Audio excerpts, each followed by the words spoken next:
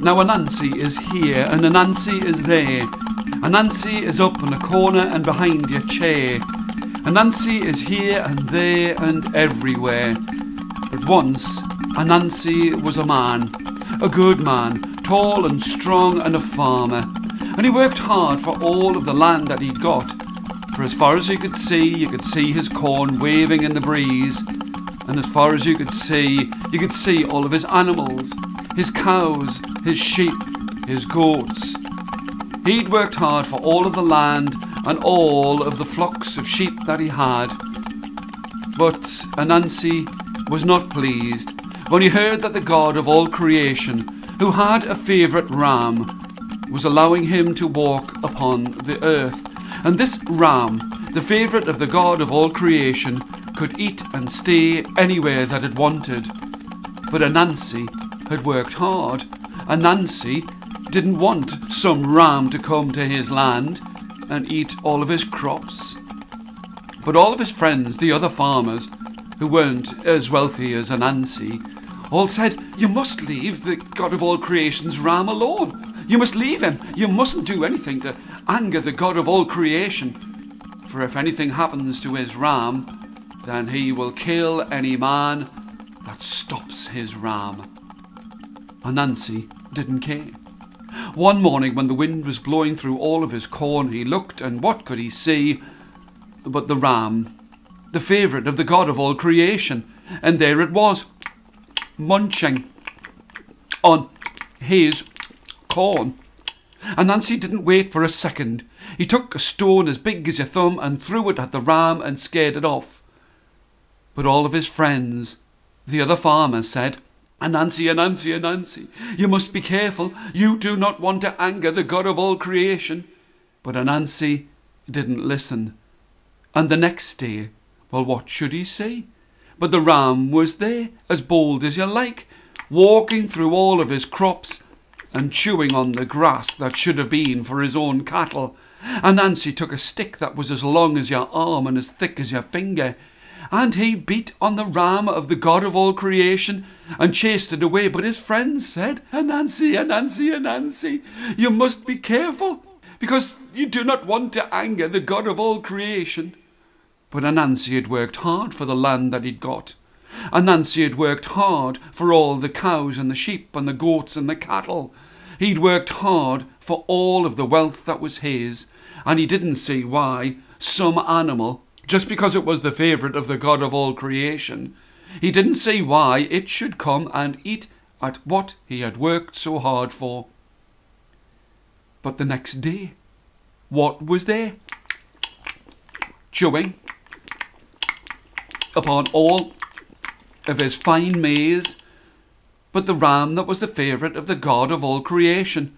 Ananse took a stick as wide as your fist, as long as your leg, and he started to beat and beat and beat on the ram that was the favourite of the God of all creation, and he scared it away. He felt proud of himself that he wasn't going to bow down to the God of all creation, who, if he knew what he had done, would have killed Ananse. But as the sun set and the moon rose and another day dawned, Ananse looked, and he could see, bigger and bolder than before, the ram that was the favourite of the God of all creation, and this time he ran at it. He took a stick, he took a stone that was as big as his own head, he raised it high in the air, as the ram that was the favourite of the God of all creation was chewing on the grass. He raised it high in the air and brought it down upon its head, and the ram that was the favourite of the God of all creation went and stopped. It closed its eyes, it fell over onto the ground, and it lay down dead. Ananse started to dance this way and that. "Oh, now I will not have any trouble from the ram that is the favourite of the God of all creation." He danced all around this way and that. "Oh, I have killed it, and oh." It was then that he realised just what he had done. He had killed the ram that was the favourite of the God of all creation, and he knew that when the God of all creation found out, it would be Ananse who would be lying down as cold as a stone on the ground. And now he started to feel fear in his heart, and he ran this way and that, backwards and forwards, and as he was running this way and that, he ran into a tree, a nut tree. And as he clattered into the tree, one of the nuts, as big as a hen's egg, and as green as the grass that grows on the ground, fell down to the ground, and he might have been frightened, but he was still hungry. He picked up the nut. He bit into it. It was oily and juicy and tasted so sweet, and for just a moment he forgot about killing the ram that was the favourite of the God of all creation. And who should come along that way but Ananse's friend, Cussumbuly. Cussumbuly the snake was coming through the grass. He looked at Ananse. "Hello, my friend Ananse. It is so good to see you. Oh, and what is it that you're eating?" Ananse said, "It's one of these fine nuts from the tree that I have here. It is a beautiful nut to taste, so sweet and so oily. I wonder if you could give me just a little taste," said Cussumbuly. Ananse broke off a small piece of the nut and gave it to Cussumbuly, who loved the taste of the oil, the sweetness of the flesh of that beautiful nut. Cussumbuly pleaded with Ananse. "Oh, Ananse, Ananse, Ananse, please, let me taste a little more." And it was then that Ananse had an idea. "My dear friend, Cussumbuly, why not come back here later this evening, and I will let you have as many of those nuts as you like." For Ananse had a plan in his head that the blame for killing the ram that was the favourite of the God of all creation would fall upon Cussumbuly. Cussumbuly slithered and slipped away, and was pleased with himself that he was going to be getting some of the fine nuts from Ananse's tree. And while he was away, Ananse picked up that ram that was the favourite of the God of all creation, and carefully and slowly he raised that ram and placed it upon one of the branches of the nut tree. And he waited until the sun was starting to set.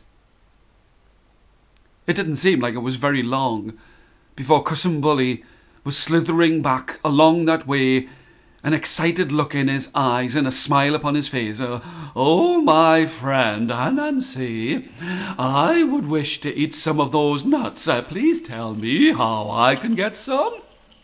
Ananse had a slow, confident smile on his face.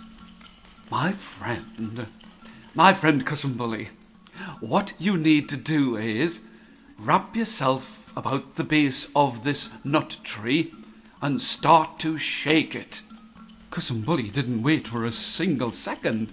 He wrapped himself about the base of the nut tree and started to shake.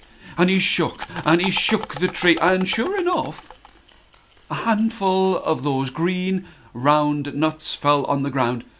And he untied himself from the base of the nut tree and was just about to eat one when Ananse said, No, you would like to have much more of the nuts than that. You need to shake the tree a lot harder." Ananse was wanting Cussumbuly to shake the tree so that the ram would fall from off the branch.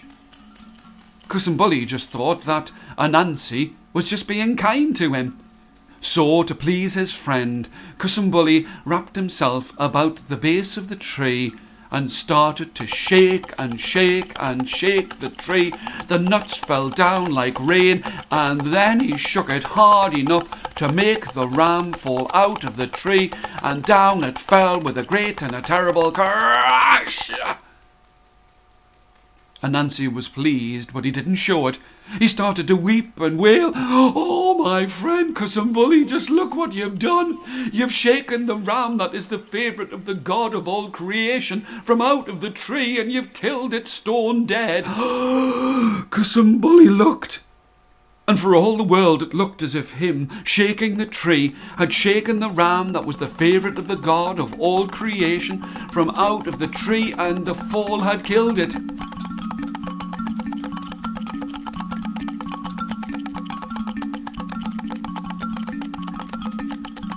"Oh, what are you going to do?" said Ananse. "What am I going to do?" said Cussumbulley. "Oh, you must go," said Ananse. "You must go. You must go and tell the God of all creation that you have killed his favourite ram, and hope that he is a merciful God, and hope that he will let you go free." Cussumbulley was going through away from where the ram lay dead on the ground, and he was weeping and wailing and squirming through the grass, and who should he meet but his wife? "My husband," said Cussumbulley's wife. "My husband, why are you crying?" "It's because I have killed the God of all creation's favourite ram," said Cussumbulley. "And my husband, please tell me how you have killed the ram that is the favourite of the God of all creation."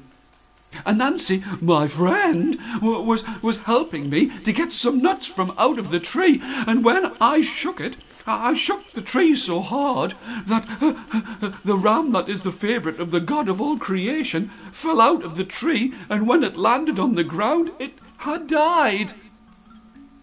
Cussumbulley's wife looked at her husband. "My husband, please tell me, how long have sheep been able to climb trees?" Cussumbulley looked at his wife, for she was much wiser than he, and he realised then that Ananse had tried to put the blame for the death of the ram that was the favourite of the God of all creation onto him. And it was then that the two of them spoke together. Cussumbulley's wife whispered in her husband's ear just what he should do. Ananse was quite pleased with himself that he had gotten away with the murder of the ram that was the favourite of the God of all creation, when who should he see slithering through the grass but Cussumbulley, with a smile on his face. My friend, Cussumbulley, why are you still smiling?" "Oh, that is easy," said Cussumbulley. "I have been to see the King of all creation, and when he saw that I was so honest with him, to let him know that it was me who shook the tree and shook the ram from out of the tree, and when it fell it died, that he gave me 5 cooked chickens, and he gave me 10 loaves, and he gave me 100 pieces of gold for being so honest." Ananse, when he heard that his friend Cussumbulley had got such great rewards from the God of all creation, he was angry, and he started to run this way and that, and he stamped his feet and screamed and yelled and said, "Oh, God of all creation, it was me! I killed your ram! It was me! I killed him by beating him with a stone as big as my head!" And sure enough, Ananse had screamed and yelled so loudly that the God of all creation got to hear this. Oh, and down he came, and he saw Ananse. "So it was you who killed my ram," roared the God of all creation. "Oh, yes," said Ananse, a smile upon his lips, "and I want to know just how you are going to reward me." Ananse stood there, a smile on his face, He wrung his hands together in anticipation of the fine reward that he was going to get for being so honest with the God of all creation. Well, the God of all creation, he picked up a tree as wide as a man, as long as a man can jump in 10 steps, and raised it high in the air and brought it down upon Ananse's head. Ananse broke in 2, and the God of all creation beat him again, and he broke into 4, and again into 8, and again into 16, and then he broke him into 100,000 little pieces. And the God of all creation picked up all of the small pieces of Ananse, held them in his huge hand, and blew upon them. And with each of those small pieces of Ananse, with the God of all creation's breath upon it, each piece turned into a spider. And the God of all creation blew,